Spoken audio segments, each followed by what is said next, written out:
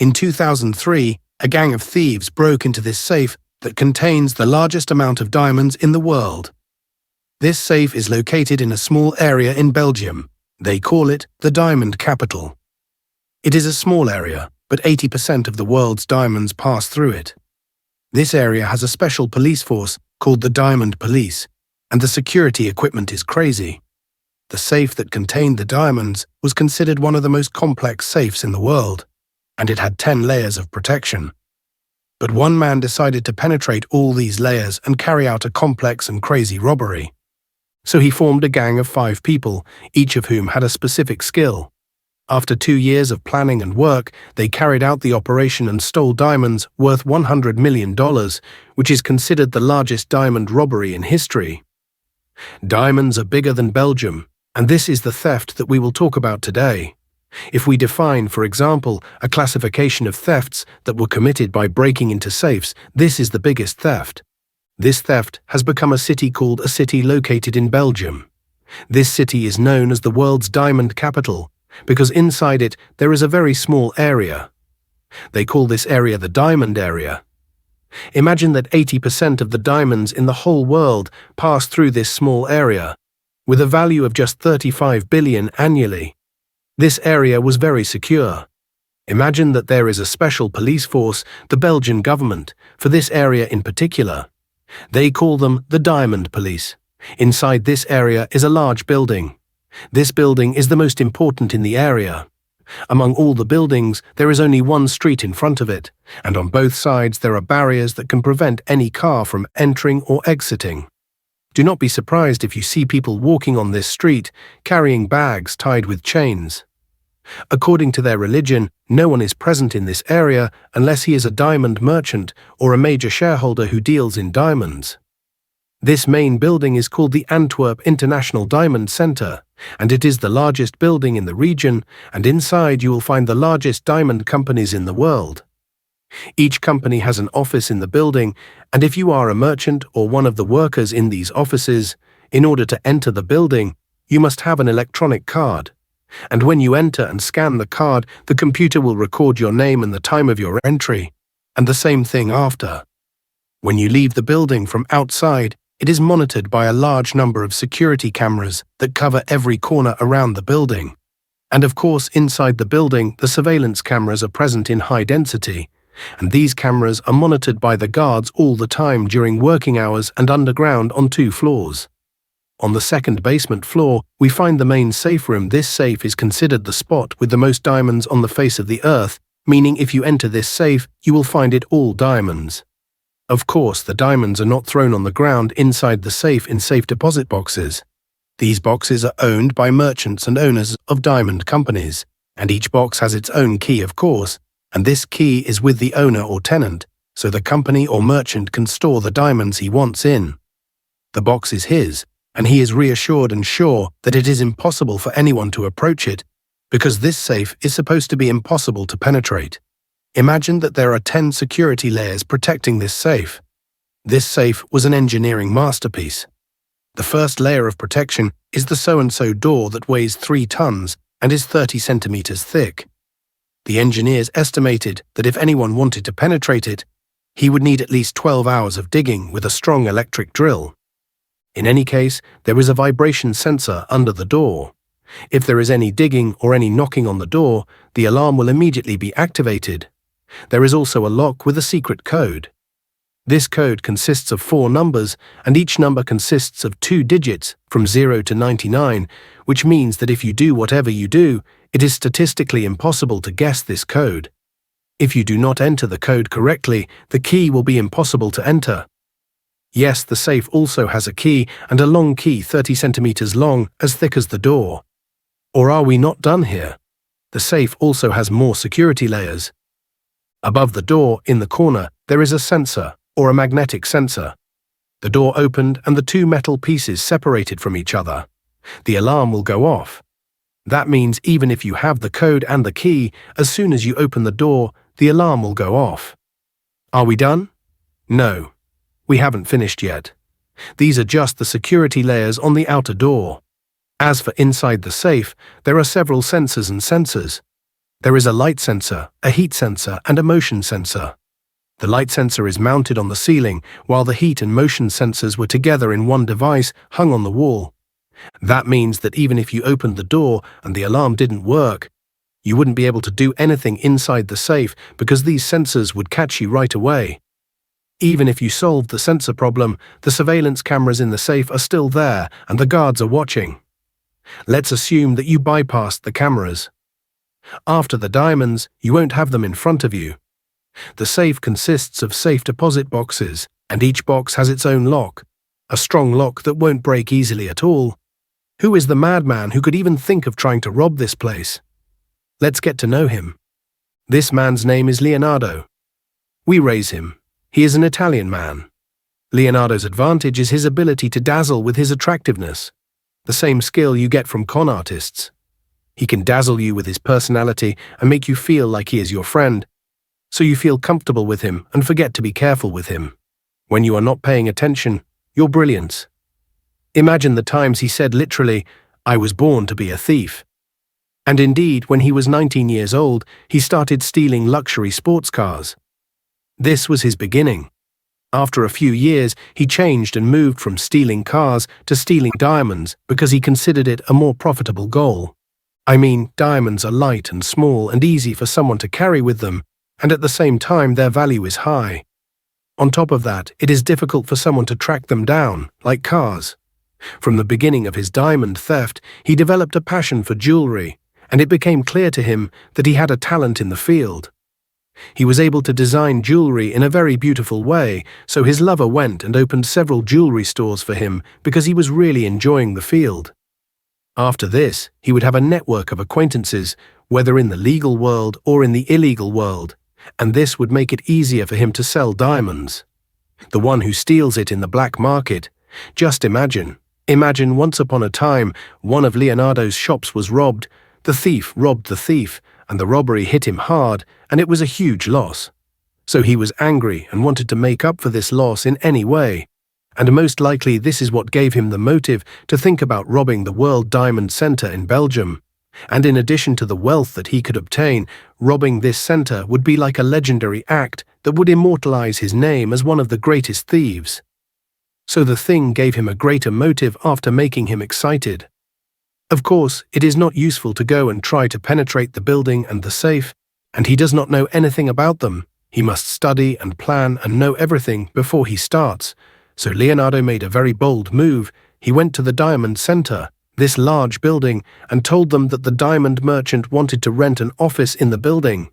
And he was really honest. He was a diamond merchant and had shops, so the woman who was holding the position of the building manager did not suspect him and simply ran an office to him. So Leonardo had this electronic card that it allows him to enter and exit the building whenever he wants. Morning or night, since you have a card, you can enter as you please. This was in the year 2000, meaning 3 years ago on the date of the operation. Imagine he normally plans and prepares for the operation for 3 years, and because he is now an official tenant in the building, he has the right to rent a safe deposit box in the safe. After renting the box, he has the authority to enter the safe.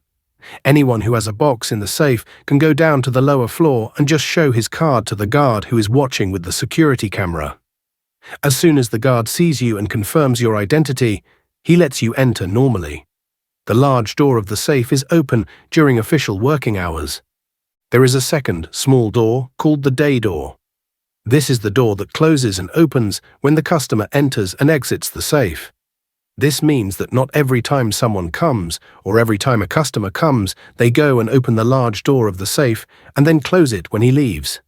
No, this large door remains open all day long, all work hours. You enter with your key and open your box. And you finish your business, whether you want to take from the box or put in it as you wish, and the guard of course is watching you from the camera inside the safe, and there is a second armed guard standing outside the safe door, but no one enters with you, so that they give you your privacy. Leonardo, whenever he went to the safe, would check the security measures in it. He also had a bag that he adjusted so that there was a camera coming out of its zipper, and this camera would keep filming while he was inside the safe, so he used the camera to film every angle in the safe. so he filmed the sensors and surveillance cameras and all the other security measures, and United kept repeating these visits to the safe, and with each visit he gathered more information. Leonardo did not move to implement his plan until he had gathered all the information he needed, and he did not start forming his team until the summer of 2002, that is, about months before the operation. In order to form his team, he returned to his original city, a city called Turin in Italy. This city was called in the 90s the City of Thieves, because it produced many thieves and members of the gangs and the thieves, and there was an acquaintance and a network between these thieves. They did not work together as one entity as an organized crime gang, but they always cooperated with each other when there was an operation that required different skills, because each one of them had certain skills, so they benefited from each other's experiences. The first person Leonardo contacted was named Fernando Veneto, and they nicknamed him the Beast. Incidentally, each one of them had his own nickname, a nickname related to his skill. The Beast, from his nickname, we can tell that he was a strong person, as his mission was to take on the work that required muscles or movement. Leonardo did not need much effort to convince the Beast to join him as soon as he told him about the amount of diamonds in the safe. The Beast said to me, "I am with you, of course. Breaking into this complex safe requires more than just muscles. It requires a mind." Here comes the role of the second person whom Leonardo added to the gang, whose name and nickname were the Genius. The Genius's mission would be to hack electronic systems. He acquired this skill from his work in a business specializing in providing equipment and devices. Security and surveillance. He understood these matters and was the ideal person for the mission, Leonardo. Even after he recruited these two people, there were still things that had not been solved yet. After that, there were layers of protection. He was thinking of how to penetrate them, so he would travel at least once a month. The capital, the Diamond Vault, opened at 7 in the morning. Of course, he could enter the building at any time he wanted. I rented an office, and sometimes he would go to the vault room before 7 o'clock before it opened and sit there waiting for the guards to open it and act as if he had urgent business. That's why he came early and needed to open his box. He would sit and watch the process of opening the vault with his own eyes. He would see the guards opening it. Of course, the guards wouldn't let us see, but at least he was able to see the long key, the key that was 30 centimeters long. Of course, Leonardo had to find a way to copy the key, and this would be one of the most difficult challenges in the entire imaginary operation. Then comes the turn of the fourth member of the gang, the man they call the King of Keys, and this is all we know about him. We don't know his name, and the real shape is that all we know about him is that he is a specialist in keys. At this stage of the plan, they needed building plans because they would greatly help them understand the layout of the building and determine their own path to reach the safe. Leonardo went to the building manager and told her that he wanted to expand.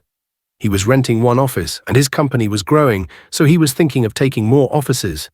He asked her if it was possible to provide him with building plans so that he could determine the appropriate way to expand his office. The strange thing is that the manager not only agreed and gave him floor plans, but she also gave him plans for the entire building, including plans for the safe and the safe room. Of course, these plans do not reveal any security systems, but still revealing the spaces, roads, and passages would greatly help them.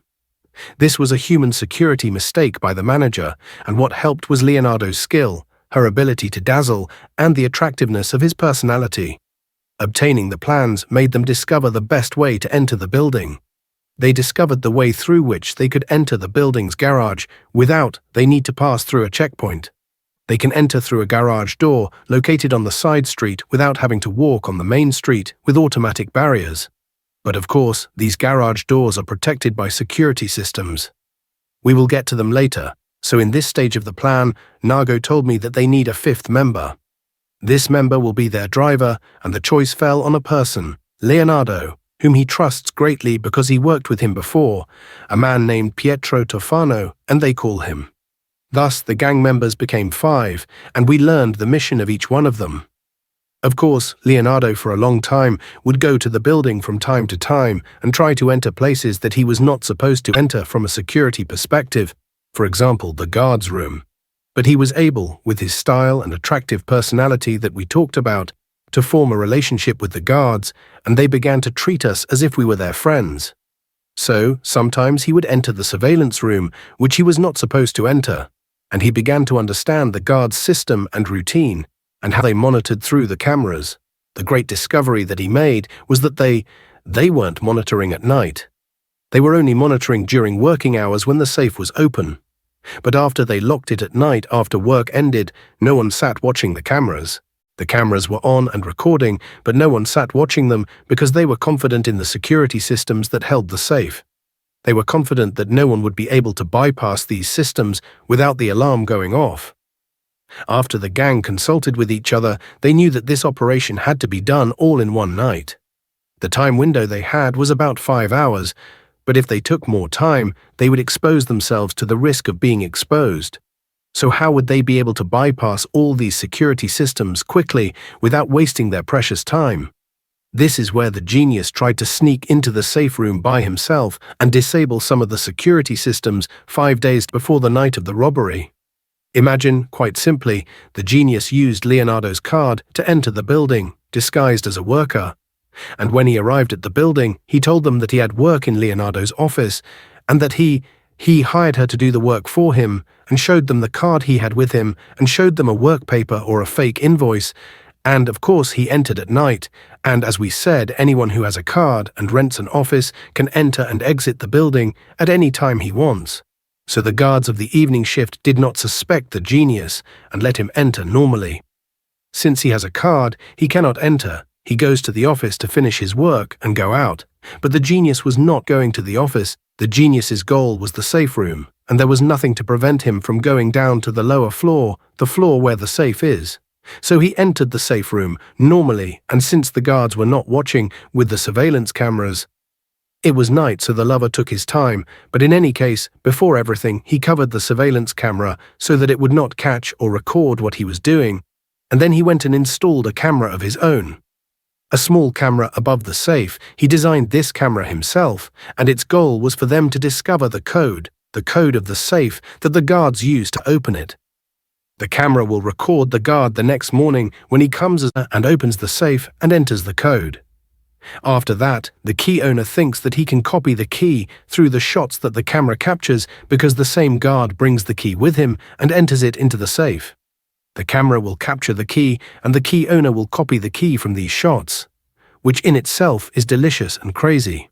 The next step was to disable the sensor, or the magnetic sensor, which we mentioned before in the magnetic sensor.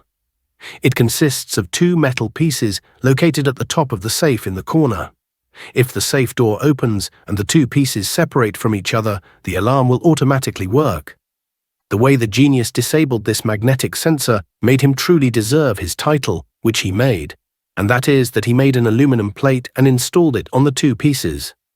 Thus he fixed the 2 pieces together with this plate. After that, he was able to simply loosen the screws of these 2 magnetic pieces and remove them from their place without them separating from each other. Consequently, the magnetic field between them was not cut off, so the alarm did not work. That is, if the 2 pieces were removed together without they separate, the alarm will not work. The movie, the stadium, Kariat, he made sure of this. He put the 2 pieces back in their place and fixed them again. And now he knew that on the night of the robbery, he would be able to easily remove the 2 pieces without the alarm working. His next mission was to know the frequency that opens the garage door. I told you that through the plans, they got the garage door that enters the building from a side street. So this door opens at a specific frequency, and these frequencies are difficult for you to know. But the genius was able to reach the device that controls the opening of the door, and from his experience in electronics and security devices, he was able to know this frequency. So when he tells you that the keeper is the thief, he means that he has a business that installs security devices for people, and through his experience in this field, he is able to hack these security devices. So this thing is a gift of the ability to be a professional thief, and thus the genius's mission was completed. He installed a small camera so that they would know the safe code and the shape of the key, and he knew how to disable the 2 magnetic pieces and knew the frequency of the garage door. He did everything he had to do. The next important thing was to disable the sensors inside the safe. We said before that there is a light sensor hanging from the ceiling and a motion and temperature sensor hanging on the wall inside the safe. The gang brought a sensor similar to the one in the safe and started examining it and doing their experiments on it. They knew that if they covered it with a cork box, it would block the sensor waves, so the device would be as if it did not exist and would malfunction. But the problem was that if they entered the safe before they were able to disable the device with the cork box, the device would detect them and set off the alarm. They needed a way to disable the device before they entered the safe, or at least reduce its efficiency temporarily so that it would not detect them as soon as they entered. This mission was up to Leonardo, the mastermind, because he was the only one who could officially enter the safe. Is the operation supposed to be carried out when the safe is open? I mean, during work hours, this is the only solution. Of course, the problem is that during work hours, the guards are watching with cameras. What happened was that on the morning of the day before the operation, February 14, 2003, Leonardo went to the building as usual and entered using his card. Then he went and entered the safe. He showed the guards his card and entered as usual, but this time he had hairspray hidden in his suit sleeve. After he entered the safe and went to his box, the sensor was next to him, so he pretended to stretch out like the movement one does when he is tired. He sprayed the sensor with the spray. Of course, he tried to make the movement appear normal, but the guard who was watching felt that something wrong was happening, so he left the surveillance room and went to the safe to see what this person was doing. But when he reached him, Leonardo pretended to be arranging his hair, and with his nonsensical words and manner, he was able to convince the guard that nothing was happening. He was able to get himself out of the situation, and the guard let him go normally. Now, after Leonardo sprayed the hairspray on the sensor, the device's efficiency became very weak. The device did not completely break down, but it would not work as required, and this would give them the opportunity that they needed it to cover it with cork before he exposed them, and thus all the preparations for the operation were done.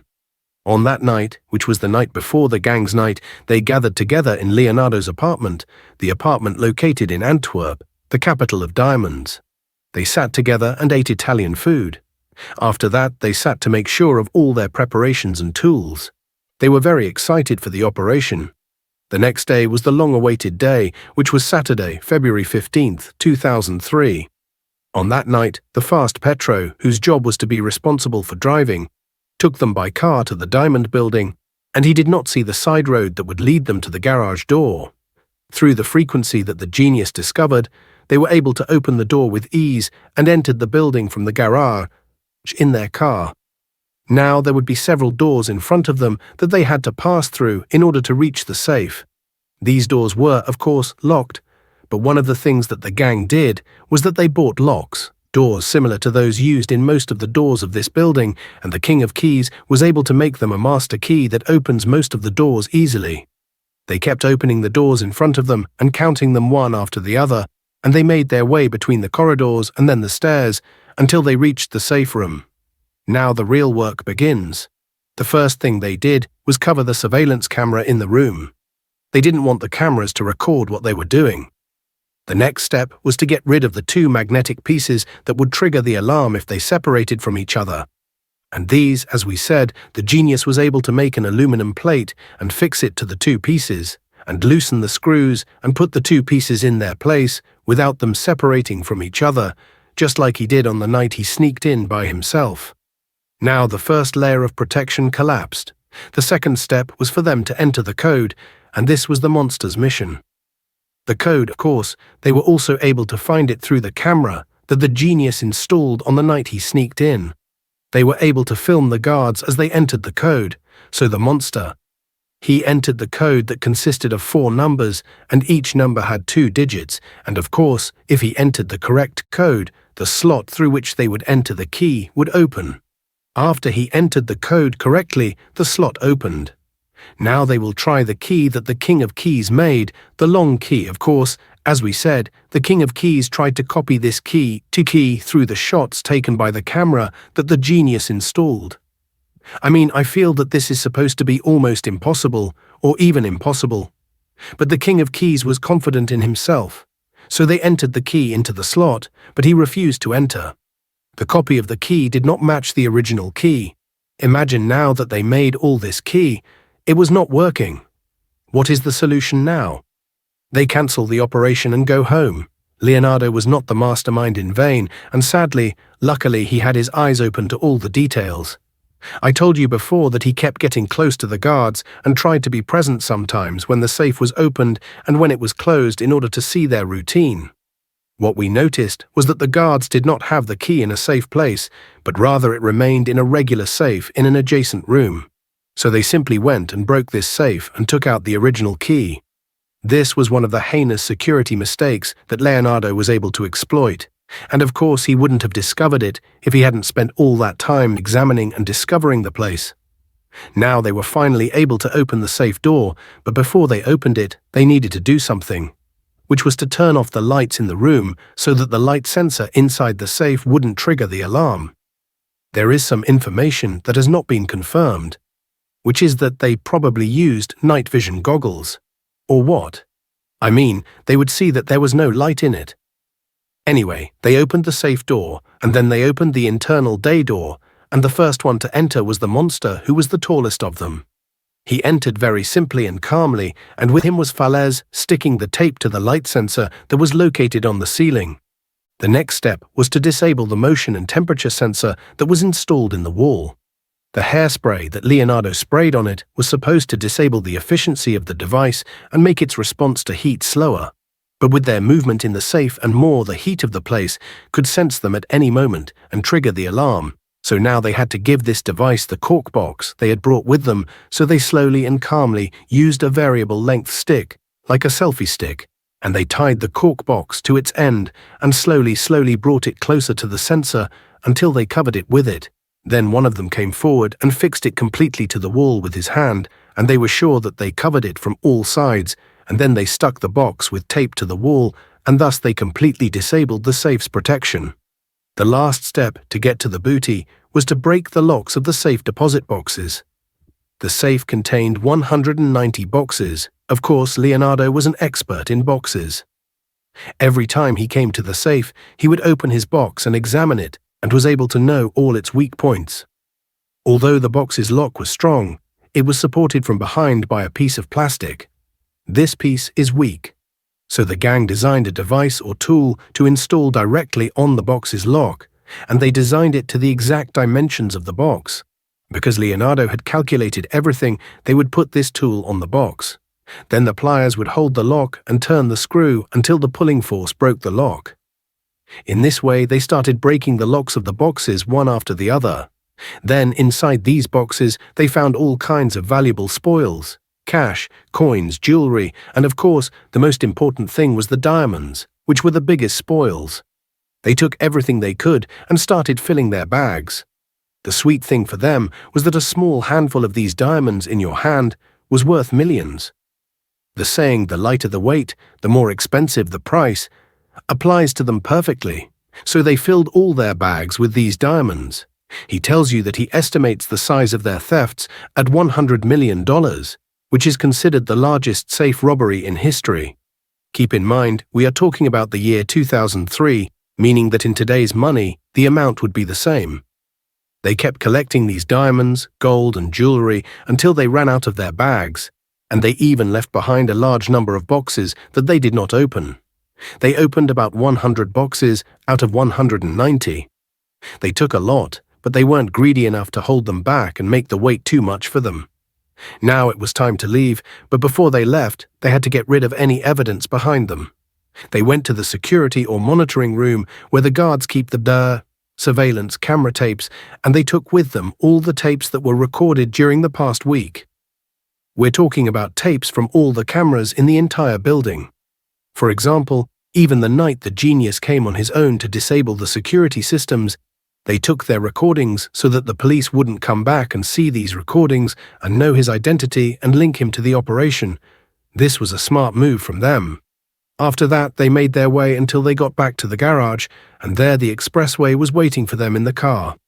They put their things and all their loot in the tank in the back, got into the car, and drove outside the building all the way until this moment. The operation took about 5.5 hours, and at 6 o'clock in the morning they arrived at Leonardo's apartment, the apartment he had in the city, And when they went down and saw the spoils in front of them, their feelings were mixed, excitement and joy, but at the same time fear and anticipation. They knew that they had carried out the biggest robbery in history, an operation that people would keep talking about for years and years: gold, diamonds, jewelry, money. At that moment they sat counting the spoils and began dividing it among themselves, and each one of them took his share. The next step was to clean the apartment and get rid of anything in it that could lead to them, because the police might search this apartment one day. They don't know what will happen. One of the things they were very careful about was to take all their trash with them, because their trash had their fingerprints on it and the debt was theirs, so it could lead to them sooner or later. They tried to clean every corner of the apartment. They didn't want to leave any evidence behind them. The next step was to get out of Belgium, because the police were definitely pursuing a large security force, because they get them. And the good thing for them is that their country, Italy, did not have an extradition treaty with Belgium.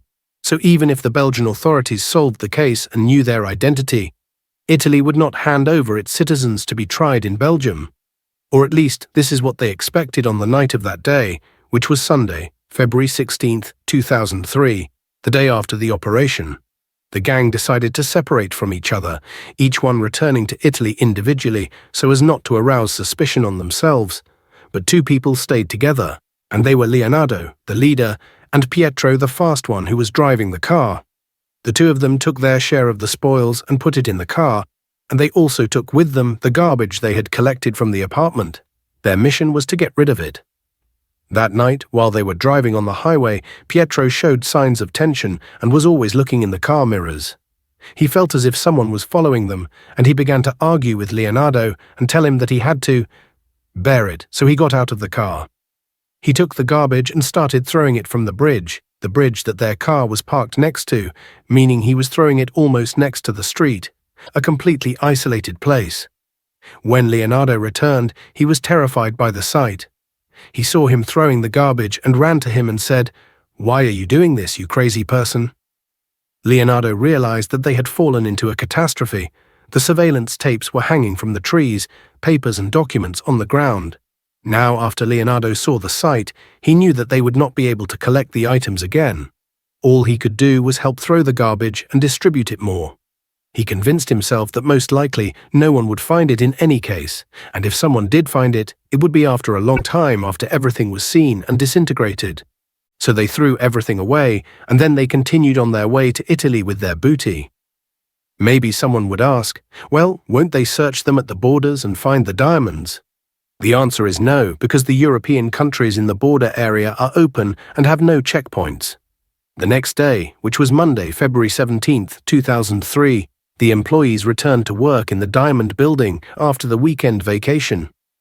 When the guard responsible for opening the safe came and opened it, he was surprised to find the safe upside down, with broken boxes inside, and the floor full of objects and remnants of documents and a lot of jewelry that the thieves were not able to take with them right away. Of course, they called the Diamond Police, the police specializing in the small area. These police immediately began their investigations, and if there was a party that wanted them to investigate a theft like this, they were literally the Diamond Police. This type of crime is their specialty. As soon as they reached the safe and wanted to examine it, they immediately believed that this was an inside job, meaning that the person responsible had entered the safe before and learned about the building and all the security equipment in it, because all the security layers had been disabled and bypassed. Then when they went to look for the surveillance camera recording tapes, they did not find them, so they pretended to be cautious. But at the same time, while the investigations were ongoing, there was an old retired man walking in the forest path, the same forest where the expressway and Leonardo threw their garbage. This man loved to walk in nature among the trees and loved the area in particular. As he was walking, he saw a pile of garbage in front of him and got angry. Why are these people ruining nature and throwing their garbage here? But as he was contemplating the garbage, he saw some papers with the name of the Antwerp Diamond Center on them. He was surprised and remembered that before he went out this morning, his wife told him about a major diamond theft that had taken place in this building. So he started rummaging through the things and this garbage even more. Now that this garbage contains important things and their presence is rare on this particular day, He immediately called the police and informed them about the matter. The investigators went to the site and began examining the garbage and classifying what was in it. They were amazed by the things they found. Of course, they immediately knew that this garbage belonged to the thieves because they found camera recordings. The surveillance, but unfortunately the tapes were broken. They couldn't benefit from them. The second thing they found were small stones. These stones are found in jewelry around the large gemstones. Let's keep these stones in mind because they will be important later. The third thing they found was the genius's business card with his name, number, and everything they needed to get him there. On top of that, they found the invoice or fake work permit paper that he made to enter the building before the robbery, claiming that he was assigned to work in Leonardo's office. Now, through this paper, they were able to link the robbery to Leonardo, who was renting the office in the building, and they knew his identity. This made them delve deeper into searching for him. They opened the records they had and began searching through them. During their search, they discovered that during the past 3 years that he was renting an office in the building, he had never done a business deal. They had no records of a business deal. Among all the safe deposit boxes that were broken in the safe, there was a box in the middle that wasn't broken. It was in good condition because the thieves were. They knew that there was nothing in this box, so they were careful. This was a stupid move from them to bypass Leonardo's box. The police were convinced that there was nothing to do with the theft, but the problem was that all they had was circumstantial evidence. As we said, he was currently in his city by city, in Italy and Belgium, did not even have an extradition treaty for criminals. The investigators felt that they had reached a dead end. But after a week, something happened that they did not expect. Leonardo began to feel invincible, and this feeling turned into excessive self-confidence. We could even say that he reached the stage of arrogance. Imagine that he was confident that they did not leave any trace behind them, to the point that he returned to the city of Antwerp by himself. He returned a second time and decided that the situation was normal and that no one suspected him. His goal from this visit was to get rid of all the threads that he might have left behind, especially any items in the apartment or in the office that he rented. Did he ever come with his family, his wife and son, and put his wife and son in the apartment? And asked, they get rid of everything in it, anything they throw in the trash, they take it out and throw it away, but he went out and went to the Diamond building. He entered the building with his card normally. Nothing happened to the guard who was staring at him, and he couldn't believe it. He went back to the building management. They immediately called the police, and until they arrived, the manager of the building, Leonardo, stood talking to him, trying to distract her so that they wouldn't arrive at the police. This is the same manager he was playing with. Now the tables have turned on the magician, and she is the one who started playing with him. And suddenly the Diamond police investigators arrived, and when Leonardo saw them, his heart sank, and he realized that this time he was the one playing with him. And although he knew inside that he was exposed, he kept trying to play his role. Acting the innocent, the investigators started asking him about the location of his apartment. Leonardo tried to stall them because his wife and son were still cleaning the apartment and getting rid of her things. But after a while of talking and pressuring him, he was forced to tell them the address, so they kept pressuring him.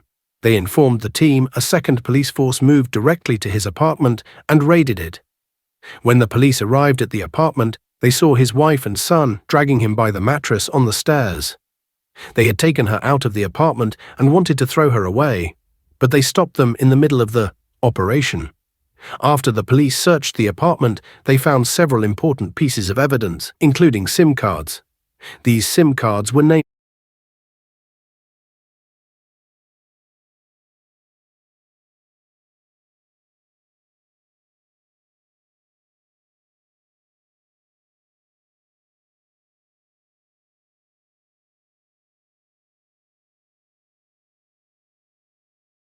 These SIM cards were nameless, but their numbers were still there and could be traced, as well as the location of the calls made during the robbery. They were able, through the telecommunications company, to confirm that this SIM card was in the Diamond building at the time of the operation. The second thing they found were small stones, the stones that decorate jewelry, like the ones they found in the place where the garbage was thrown. They were able to match them with it. Now that the evidence became clear and strong and Leonardo was under the police's control, the Belgian authorities contacted the Italian authorities and asked them to cooperate with them. The Italian authorities agreed, and the Italian police raided Leonardo's house in the city of Tours. In Italy, after searching the house, they found a small safe, and inside this safe they found a collection of diamonds, 17 diamonds. After that, they found one diamond in an envelope with a serial number on it. They were later able to confirm from this number that it was in the safe of the diamond building, meaning that this diamond was stolen. This became conclusive evidence that Leonardo was involved in the operation, but you know what's funny is that the search warrants used by the Italian police were only for weapons. They suspected that there were weapons in his house, so legally they couldn't confiscate anything other than weapons. They couldn't confiscate the stolen diamonds. This is the last time the authorities, whether Italian or Belgian, will see anything from the loot. Regardless, Leonardo was arrested in Belgium and a very strong case was built against him, but he refused to bring his friends to justice. But in any case, the evidence that the police had was abundant. All the gang members left behind traces of DNA and documents that reveal their identities, and with us, as we said, there is an extradition treaty between Italy and Belgium, but the Italian authorities are very cooperative and arrested them, and chose to hand them over to Belgium in any case. So they arrested the genius, Fernando the monster, and Pietro the fast, the only one they didn't arrest, and I don't know his name or identity until now. He is the king of keys. Her identity remains a mystery, but DNA evidence confirmed her presence in the safe. But now listen to their sentences. Here is the funny part. The punishments for theft crimes in Belgian law are his home. No matter what you stole, whether you stole an apple or $1 billion, if the theft was without violence, your punishment will be very light. The maximum sentence you can get is 5 years. But this is the law they have. Imagine that Leonardo, who was the mastermind, only got 5 years, which is the maximum period, while the remaining 3 each got 6 months, and that's all without them returning them or anything from what they stole. All the diamonds and this huge booty, estimated at $1 million, they still have a chip. It's amazing, by God at least. They negotiated with them to return even a small part of what they stole, but no, the spoils stayed with them and they served their sentence, around 2008 to 2019. They were all out of prison and each one was living a comfortable life with the wealth they had obtained. This is a picture of Leonardo, I think, from 2017. But in general, it seems that they used their wealth to live a private life away from the public eye, because there is not much information or pictures about them or where they are now. In the end, it is strange, by God, and while I was searching and following the story after I found out that they were caught, I never expected this to be the end, and I think you are the same, but this is what happened. Here we are, we have reached this story.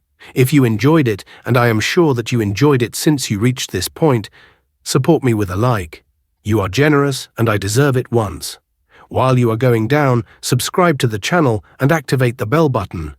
These are also awesome clips that you can enjoy.